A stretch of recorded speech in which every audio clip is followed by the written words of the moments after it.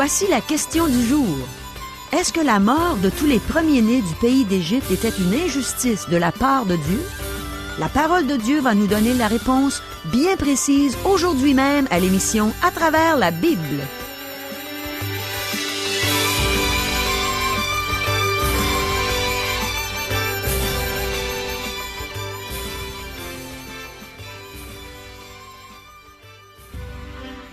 Chers auditeurs, pour en savoir davantage sur le contenu de cette émission, vous pouvez contacter en tout temps Radio Espoir, sans frais, au 1-877-L'Espoir, 1-877-537-7647.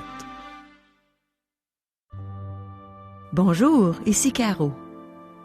Je trouve ça extraordinaire que les choses qui se sont passées des milliers d'années avant Jésus-Christ nous servent encore d'instruction aujourd'hui. La parole de Dieu est vraiment vivante. Voici des questions concernant l'enseignement qu'on va recevoir aujourd'hui. Est-ce vrai que la vie éternelle est un don gratuit qu'on accepte par la foi? Est-ce que Dieu désire avoir une communion avec ceux qui lui appartiennent? Pourquoi Dieu voulait-il que le peuple d'Israël prenne du pain sans levain? Que représente le levain? Que représente la farine? Que représente pour nous le bouquet d'hysope avec lequel le peuple d'Israël a appliqué le sang de l'agneau aux linteaux et aux poteaux de leurs portes pour les protéger contre le destructeur? Est-ce que Dieu a été injuste en donnant la mort à tous les premiers-nés du pays d'Égypte? Est-ce que Dieu accueille tous ceux qui veulent se joindre à son peuple? Dans son éternité, Dieu qui connaît toutes choses avait déjà les réponses à toutes ces questions pour nous, ici au 21e siècle. Il avait même prévu que le pasteur Régent Joly ouvrirait sa Bible pour nous donner ses réponses. Moi, je trouve ça miraculeux. J'ai bien hâte de voir ce que les Saintes Écritures vont nous dire. Pas vous? Demandons à Dieu de nous éclairer. Prions. Ô Seigneur, on te demande de mettre ta lumière sur tes Écritures pour nous aujourd'hui, qu'on puisse les saisir, comprendre ce que tu désires nous communiquer, pour qu'on te connaisse mieux, pour qu'on puisse mieux te servir. Amen. À toi, Régent. Merci, Caro. Chers amis, à la dernière émission, nous avons traité de la Pâque et nous nous sommes rendus au verset 13 du chapitre 12 du livre d'Exode. Nous avons lu le verset 13 qui affirme « Le sang vous servira de signe sur les maisons où vous serez. Je verrai le sang et je passerai par-dessus vous. Et il n'y aura point de plaie qui vous détruise quand je frapperai le pays d'Égypte. » C'est Dieu qui a donné les directives au sujet du sang et il a affirmé qu'il passerait par-dessus les maisons sur lesquelles il verrait le sang. Ceci n'était pas un signe mystique ou une superstition. Partout dans la Bible, nous retrouvons le même fil conducteur. Sans effusion de sang, il n'y a pas de pardon. Citation de Hébreux chapitre 9, verset 22. Dieu ne peut pas fermer les yeux sur notre péché de façon arbitraire ou par simple élan du cœur. Dieu doit condamner le péché comme le doit un juge qui a un coupable qui se tient devant lui. Il doit imposer la condamnation qu'exige la loi. La justice de Dieu n'est pas comme notre système judiciaire qui est souvent laxiste. La loi de Dieu est inexorable dans tout l'univers. Dieu dit dans sa parole que l'âme qui pêche mourra.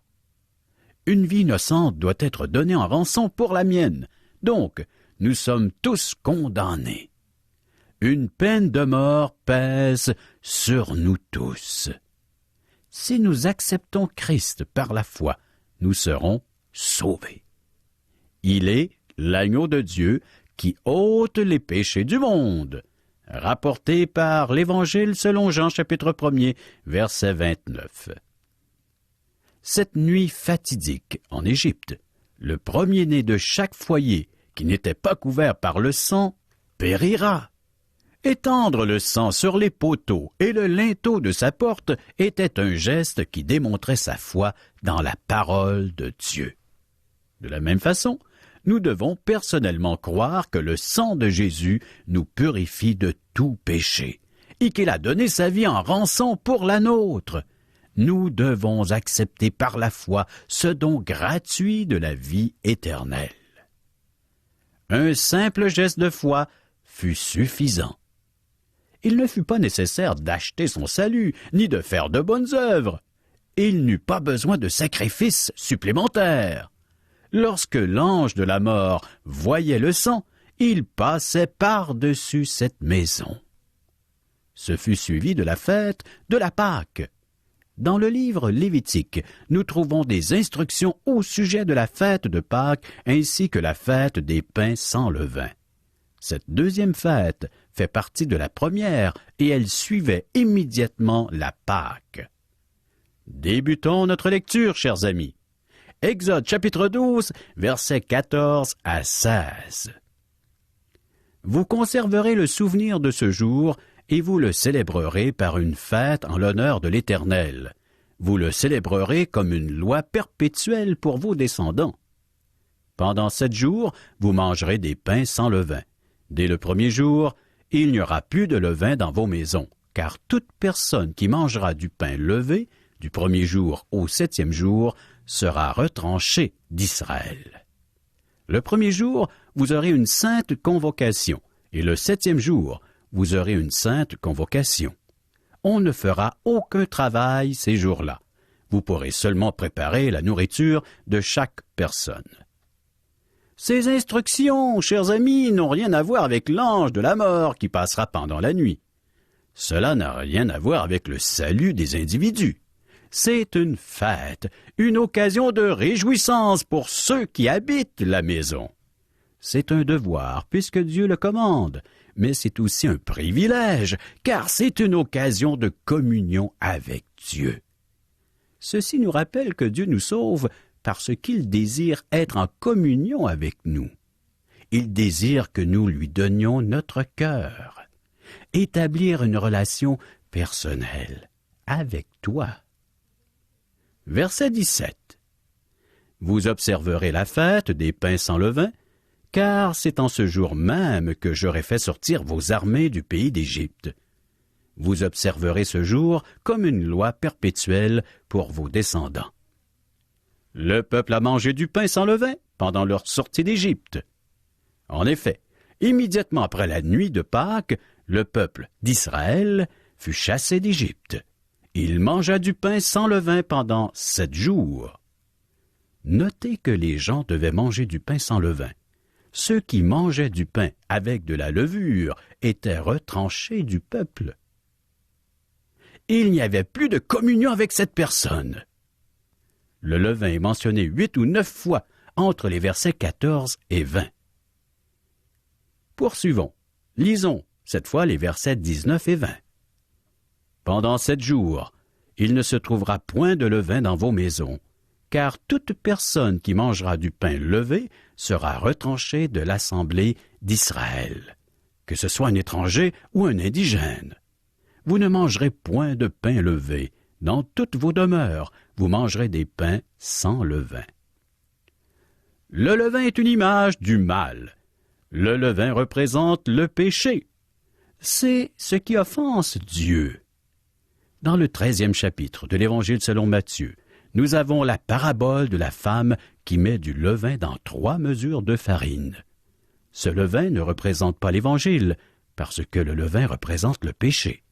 La farine représente la parole de Dieu, et le levain représente la fausse doctrine que certains rajoutent à l'enseignement biblique. Je suis étonné par toute la fausse doctrine qui s'enseigne aujourd'hui, et combien de personnes naïves y croient. Du levain est rajouté à l'enseignement de la parole. De nombreuses sectes utilisent et citent la Bible, mais elles y ajoutent quelques mesures de fausses doctrines. Dieu demande aux enfants d'Israël d'éviter de faire cela. Le Seigneur est très clair au sujet du levain dans l'Évangile selon Matthieu. Nous lisons au chapitre 16, verset 6. Jésus leur dit, « Gardez-vous avec soin du levain des pharisiens et des sadducéens. » Il ajoute au verset 11, « Comment ne comprenez-vous pas que ce n'est pas au sujet de pain que je vous ai parlé? Gardez-vous du levain des pharisiens et des sadducéens. » Les disciples de Jésus ont premièrement cru qu'il parlait de vrai pain. Plus tard, ils ont compris qu'il parlait de l'enseignement des pharisiens et des sadducéens, et cet enseignement était erroné. Le pain sans levain n'est pas le pain le plus délicieux. De nombreuses personnes n'aiment pas étudier la Bible, la parole de Dieu pure et sans levain. Elles aiment venir à l'Église pour son côté social, la musique, l'atmosphère et la beauté des lieux, mais pas pour entendre la parole de Dieu. Elles ne prennent pas plaisir à entendre la parole de Dieu. Sa parole est la nourriture spirituelle que propose Dieu à son peuple, et c'est une nourriture saine. Versets 22 et 23. Vous prendrez ensuite un bouquet d'hysope, vous le tremperez dans le sang qui sera dans le bassin, et vous toucherez le linteau et les 2 poteaux de la porte avec le sang qui sera dans le bassin. Nul de vous ne sortira de sa maison jusqu'au matin. Quand l'Éternel passera pour frapper l'Égypte et verra le sang sur le linteau et sur les 2 poteaux, l'Éternel passera par-dessus la porte, et il ne permettra pas aux destructeurs d'entrer dans vos maisons pour frapper. Vous êtes-vous déjà demandé comment les gens ont appliqué le sang sur les poteaux et le linteau des portes? Ils ont cueilli des bouquets d'hysope, et ils ont trempé le bouquet dans le sang de l'agneau qui avait été cueilli dans un bassin. Ils ont touché les poteaux et le linteau avec le bouquet trempé. Ce bouquet d'hysope représente la foi. Comment appliquer le sang de Jésus à notre cœur? Simplement par la foi. Une entière confiance en la personne de Jésus. Oui, nous devons faire confiance au sacrifice de Jésus-Christ qui est mort pour nos péchés. Lisons les versets 24 à 28. Vous observerez cela comme une loi pour vous et pour vos enfants à perpétuité. Quand vous serez entrés dans le pays que l'Éternel vous donnera, selon sa promesse, vous observerez cet usage sacré. Et lorsque vos enfants vous diront « Que signifie pour vous cet usage ?» vous répondrez « C'est le sacrifice de Pâques, en l'honneur de l'Éternel qui a passé par-dessus les maisons des enfants d'Israël en Égypte, lorsqu'il frappa l'Égypte et qu'il sauva nos maisons. » Le peuple s'inclina et adora. Et les enfants d'Israël s'en allèrent et firent ce que l'Éternel avait ordonné à Moïse et à Aaron. Ils firent ainsi. Nous voyons que Dieu donne des instructions détaillées à son peuple pour cette nuit de Pâques. Au verset 29, nous avons la description de la dernière plaie qui frappera l'Égypte. Dieu a préparé son peuple pour celle-ci. Le pays de Goshen avait été épargné lors des 3 dernières plaies. Mais les enfants d'Israël ne seront pas épargnés cette fois-ci, à moins d'être couverts par le sang d'un agneau. Un Égyptien aurait pu aussi être épargné s'il avait suivi l'exemple des enfants d'Israël, et s'il avait couvert les poteaux, le linteau de sa porte avec le sang d'un agneau sacrifié. L'ange de la mort aurait épargné cette famille à cause de leur foi. De nombreuses personnes seront étonnées au ciel de découvrir que Dieu ne leur demandera pas à quelle église ou à quelle dénomination religieuse ils appartiennent. Si vous avez mis votre confiance en Jésus-Christ pour votre salut, le Saint-Esprit vous a baptisé dans le corps de Christ qui est son Église. C'est ainsi que vous devenez membre de la véritable Église de Dieu. Versets 29 et 30. Au milieu de la nuit, l'Éternel frappa tous les premiers-nés dans le pays d'Égypte, depuis le premier-né de Pharaon, assis sur son trône, jusqu'au premier-né du captif dans sa prison, et jusqu'à tous les premiers-nés des animaux. Pharaon se leva de nuit, lui et tous ses serviteurs et tous les Égyptiens, et il y eut de grands cris en Égypte, car il n'y avait point de maison où il n'y eût un mort. Chers amis, le premier-né de chaque foyer périt cette nuit-là. Ce fut le dernier jugement avant que Pharaon libère le peuple. Jusqu'ici, Dieu n'avait pas fait périr personne. Maintenant, il l'a fait. Cependant, ne dites pas que Dieu est un meurtrier. L'Éternel a donné et l'Éternel a ôté. Que le nom de l'Éternel soit béni. Citation de Job, chapitre 1er, verset 21. Celui qui donne la vie a l'autorité de la retirer. Cette nuit-là, Pharaon s'est levé. Versets 31 et 32. Dans la nuit même, Pharaon appela Moïse et Aaron et leur dit, « Levez-vous, sortez du milieu de mon peuple, vous et les enfants d'Israël. Allez, servez l'Éternel comme vous l'avez dit. Prenez vos brebis, vos bœufs, comme vous l'avez dit. Allez et bénissez-moi. » Pharaon a dû finalement céder. Jusqu'ici, il était hésitant à libérer le peuple d'Israël, selon la requête de Moïse, mais la plaie a même frappé son propre fils. Dieu n'a pas tué les premiers-nés premièrement. Il a commencé par transformer le bâton d'Aaron en reptile. Si Pharaon avait cru Dieu à ce moment-là, alors Israël aurait quitté l'Égypte et les Égyptiens auraient été épargnés de nombreuses souffrances. Le blâme repose sur Pharaon, non sur Dieu. Verset 33. Les Égyptiens pressaient le peuple et avaient hâte de le renvoyer du pays, car ils disaient « Nous périrons tous !» Les Égyptiens ignoraient jusqu'où irait Dieu avec ses jugements. Maintenant qu'il avait fait périr les premiers-nés, que ferait-il ensuite? Peut-être ferait-il périr tout le peuple égyptien. Donc, Pharaon et le peuple se sont dépêchés de renvoyer Israël, car ils craignaient pour leur propre vie. Versets 34 et 35. Le peuple emporta sa pâte avant qu'elle soit levée. Ils enveloppèrent les pétrins dans leurs vêtements et les mirent sur leurs épaules. Les enfants d'Israël firent ce que Moïse avait dit, et ils demandèrent aux Égyptiens des vases d'argent, des vases d'or et des vêtements. Dieu disposa les Égyptiens à donner aux enfants d'Israël tout ce qu'ils désiraient. C'est ainsi que Dieu a collecté le salaire de son peuple pour tout le travail qu'il avait fait pour les Égyptiens. En effet, les esclaves ne recevaient pas de salaire. Israël a dépouillé l'Égypte et le peuple est parti avec de nombreuses richesses. Verset 37.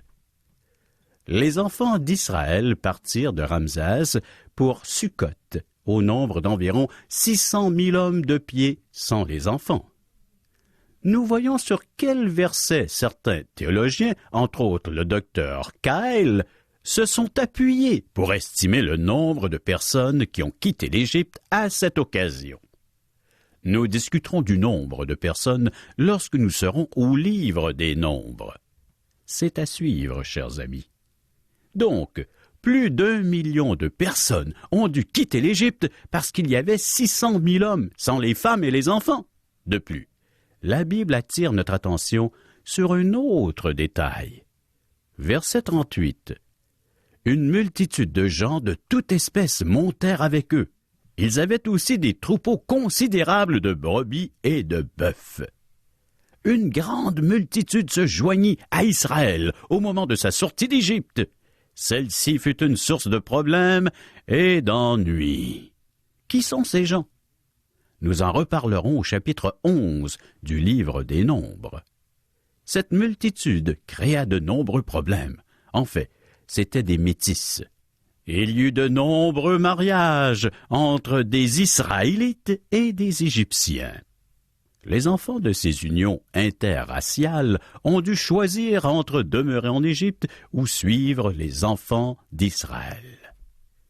Nombreux sont ceux qui restèrent, nombreux sont ceux qui suivirent Israël. Ceux qui ont accompagné le peuple de Dieu ont souvent remis en question leurs décisions lorsqu'il y avait des problèmes, tels une pénurie d'eau, et ils étaient toujours les premiers à se plaindre. Ils n'étaient pas des Israélites dans le véritable sens du mot. Chers amis, la question se pose toujours en Israël aujourd'hui. Qu'en est-il de ceux qui ont un parent non juif? Sont-ils israéliens? Ont-ils droit de la citoyenneté? Nous avons les mêmes problèmes dans nos églises. Des personnes non sauvées deviennent membres d'églises. Ce sont surtout eux qui créent du trouble et qui causent des problèmes dans nos églises. Je ne pense pas que ceux qui causent des ennuis sont les vrais enfants de Dieu. Nous en reparlerons au chapitre 11 du livre des Nombres, alors que je préciserai ce que j'entends par un fauteur de trouble. Poursuivons notre lecture. Versets 39 à 42. Ils firent des gâteaux cuits sans levain avec la pâte qu'ils avaient emportée d'Égypte et qui n'était pas levée, car ils avaient été chassés d'Égypte sans pouvoir tarder et sans prendre des provisions avec eux. Le séjour des enfants d'Israël en Égypte fut de 430 ans. Et au bout de 430 ans, le jour même, toutes les armées de l'Éternel sortirent du pays d'Égypte. Cette nuit sera célébrée en l'honneur de l'Éternel, parce qu'il les fit sortir du pays d'Égypte. Cette nuit sera célébrée en l'honneur de l'Éternel par tous les enfants d'Israël et par leurs descendants. La célébration de la Pâque se fait depuis la sortie d'Égypte. Il n'y a pas de célébration plus ancienne dans le monde religieux contemporain. Le peuple ne devait jamais oublier ce que Dieu a fait pour lui jusqu'à ce que le roi revienne afin d'établir son règne millénaire. Alors, ils oublieront tout cela. Nous reviendrons sur ce sujet plus tard. Versets 43 à 48. L'Éternel dit à Moïse et à Aaron, « Voici une ordonnance au sujet de la Pâque. Aucun étranger n'en mangera. Tu circonciras tout esclave acquis à prix d'argent, alors il en mangera. L'habitant et le mercenaire n'en mangeront point. On ne la mangera que dans la maison. Vous n'emporterez point de chair hors de la maison, et vous ne briserez aucun os. Toute l'assemblée d'Israël fera la Pâque. Si un étranger en séjour chez toi veut faire la Pâque de l'Éternel, tout homme de sa maison devra être circoncis. Alors il s'approchera pour la faire, et il sera comme l'indigène, mais aucun incirconcis n'en mangera. Toute personne qui s'identifiait par la foi au peuple de Dieu pouvait observer la Pâque. Cette personne devait se faire circoncire ainsi que tout mâle de sa maison. Dieu accueillait ceux qui voulaient se joindre à son peuple. Versets 49 à 51. La même loi existera pour l'indigène comme pour l'étranger en séjour au milieu de vous. Tous les enfants d'Israël firent ce que l'Éternel avait ordonné à Moïse et à Aaron, ils firent ainsi. Et ce même jour, l'Éternel fit sortir du pays d'Égypte les enfants d'Israël selon leurs armées. Nous allons maintenant suivre les enfants d'Israël alors qu'ils traverseront la mer Rouge et qu'ils voyageront dans le désert. Nous y apprendrons des leçons spirituelles qui ont un parallèle avec notre vie chrétienne contemporaine. J'espère que vous lisez votre Bible pour bien suivre ses commentaires et ses études concernant nos saintes Écritures que Dieu a bien voulu nous laisser, cette révélation divine, cette rencontre avec Dieu, que vous pouvez avoir tous les jours si vous suivez notre série. Chers amis, portez-vous la marque qui vous identifie avec le peuple de Dieu? La marque contemporaine, la marque pour aujourd'hui, c'est-à-dire la circoncision de cœur. L'œuvre que le Saint-Esprit peut accomplir si vous lui permettez de le faire.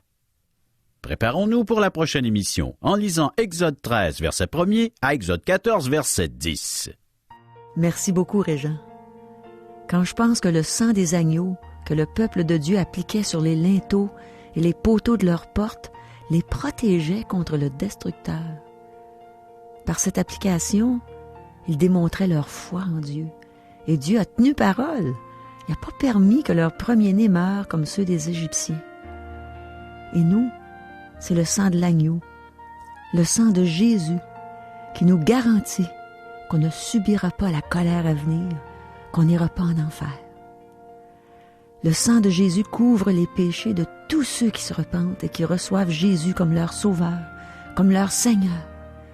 Oh, merci mon Dieu, pour le précieux sang de ton Fils bien-aimé, celui en qui tu as mis toute ton affection.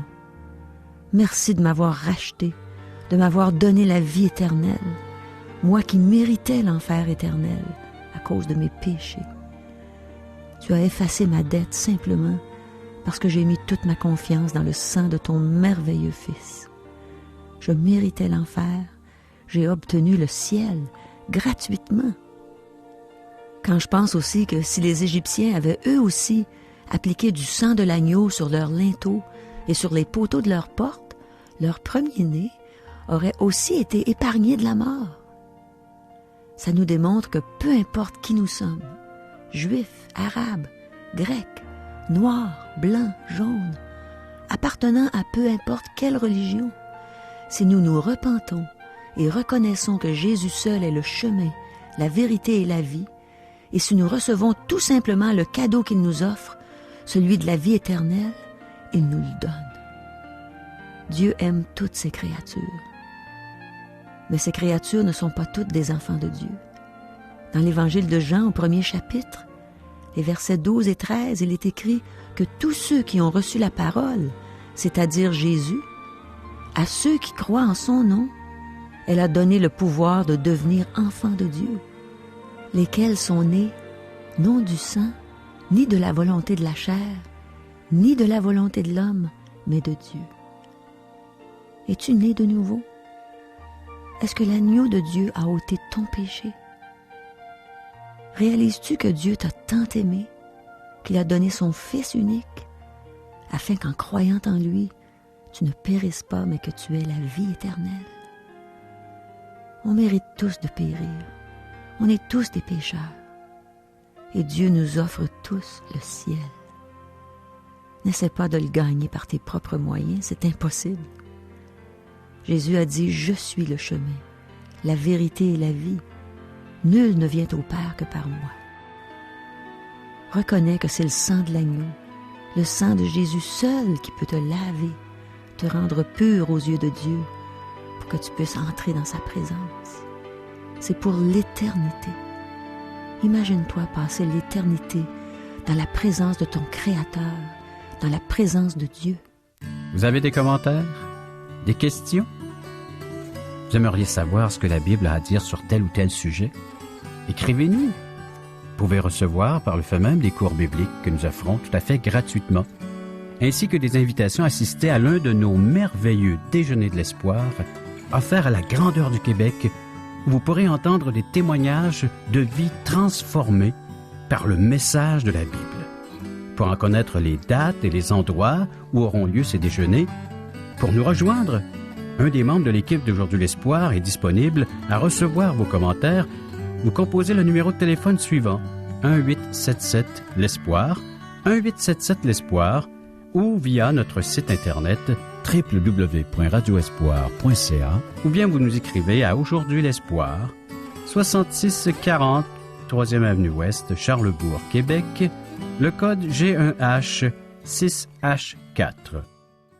Et ici, Régent Joly qui vous dit à demain.